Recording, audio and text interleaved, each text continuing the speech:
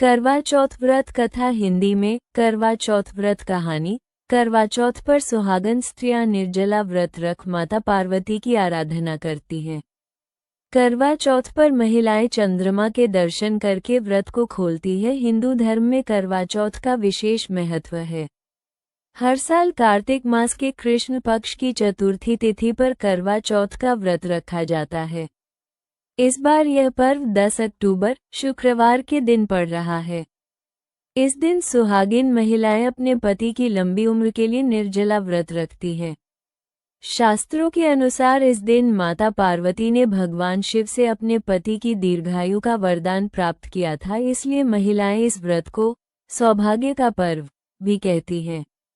वहीं इस दिन चौथ माता की पूजा अर्चना की जाती है। साथ ही मां पार्वती और भगवान शिव की पूजा करने का विधान है।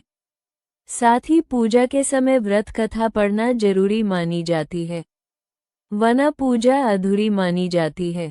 आइए जानते हैं इस कथा के बारे में। जानिए, करवा चौथ की कथा काफी समय पहले की बात है। एक साहूकार था, उसके 7 पुत्र और एक पुत्री थी।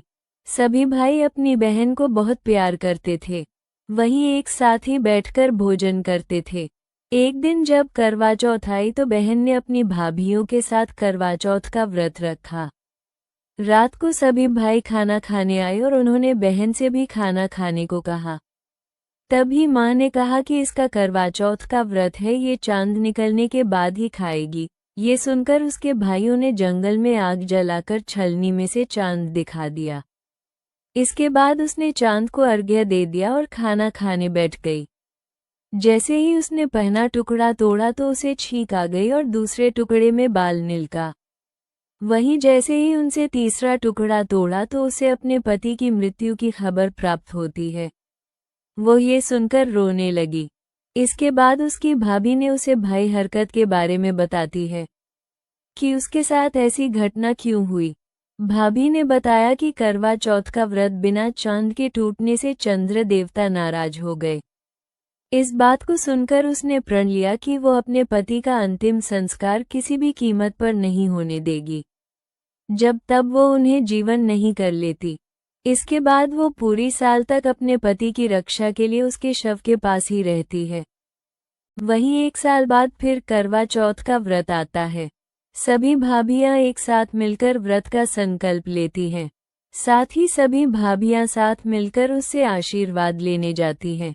तो वो सभी भाभियों से यम सुई ले लो, पिया सुई दे दो, मुझे भी अपनी जैसी सुहागिन बना दो, ऐसा निवेदन करती है।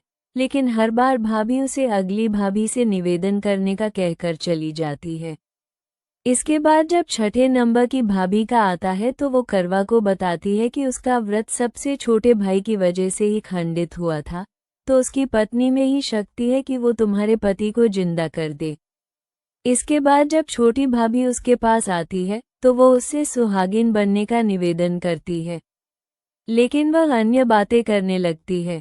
लेकिन करवा उसे पकड़ लेती है और जाने नहीं देती है। वहीं जब बहुत देर हो जाती है तो उसकी तपस्या को देख भाभी का हृदय द्रवित हो जाता है और इसके बाद वो अपनी छोटी अंगुली को चीरती है और उसमें से अमृत उसके पति में डालती है। करवा का पति उसी समय श्री गणेश कहते हुए जीवित हो उठता है। इस तरह से करवा को अपना सुहाग वापस मिल जाता है। तभी से करवा चौथ का व्रत रखा जाता शुरू हो गया और पति की लंबी उम्र के लिए सुहागन इस व्रत को रखने लगी। जय चौथ माता की। घटती हो तो पूरी कर जो, और पूरी हो तो अर्पण कर जो। जय चौथ माता।